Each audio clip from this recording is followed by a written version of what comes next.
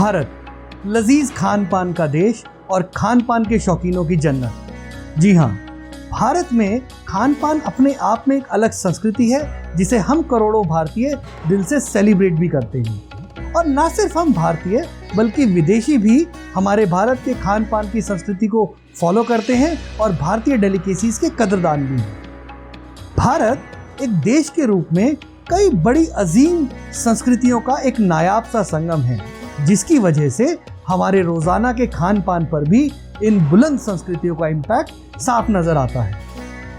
और खास तौर से भारतीय स्ट्रीट फूड पर इन संस्कृतियों का असर साफ साफ महसूस किया जा सकता है। दही भल्ले, चाट पापड़ी, कबाब, कोरमा, निहारी, छोले भटूरे, एक लंबी सी फेहरिस्त है जबरदस्त वैरायटीज की, और हर एक व्यंजन एक अलग स्वाद से इंट्रोड्यूस करता है।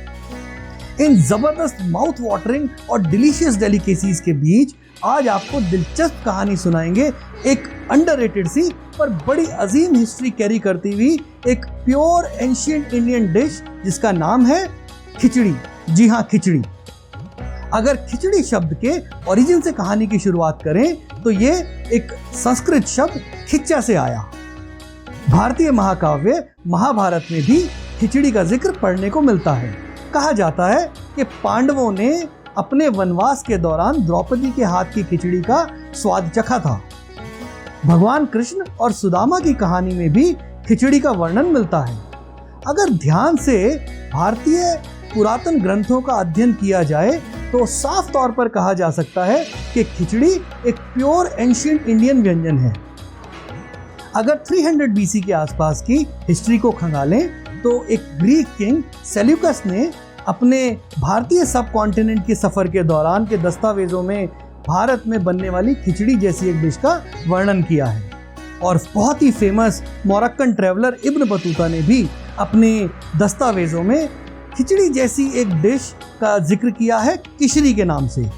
और समकालीन कई फॉरेन ट्रैवलर्स ने भी खिचड़ी का जिक्र अपने अपने लेखों में किया है भारत में जो बनाई जाती थी।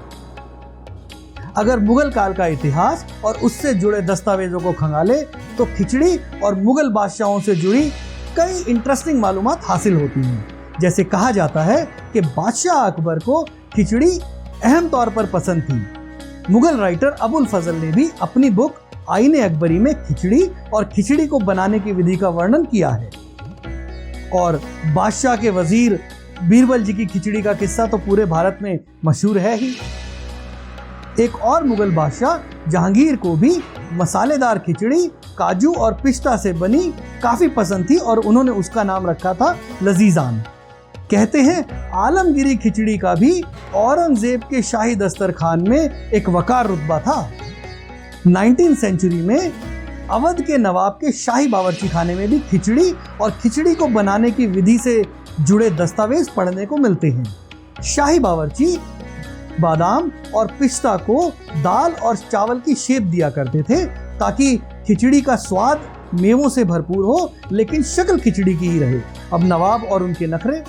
ब्रिटेन के शाही राजघराने तक भी खिचड़ी की पहुंच थी।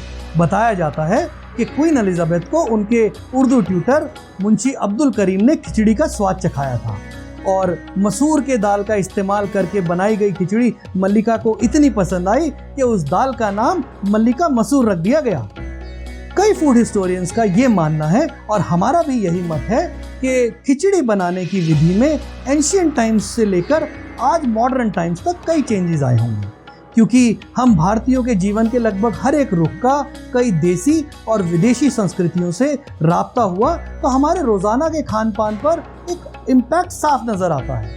और ऐसे ही अगर हम खिचड़ी बनाने की एंशिएंट विधि और उसके इंग्रेडिएंट्स को आज मॉडर्न टाइम में खिचड़ी बनाने की विधि और उसके इंग्रेडिएंट्स से कंपैरिजन करें तो ये इम्पैक्ट हमें साफ साफ महसूस होता है। चाहे आप कश्मीर की खेतरी मावस की खिचड़ी का जायका चखें कदम के अचार के साथ, या फिर हमारे कर्नाटक के खुश जायका बिसे बिले भात का स्वाद हो, या फिर डिलीशियस हैदराबादी निज़ाम वाली कीमे की खिचड़ी की बात हो, या फिर हरियाणा की स्पेशल बाजरे की खिचड़ी का स्वाद, उसके तो क्या ही कहने।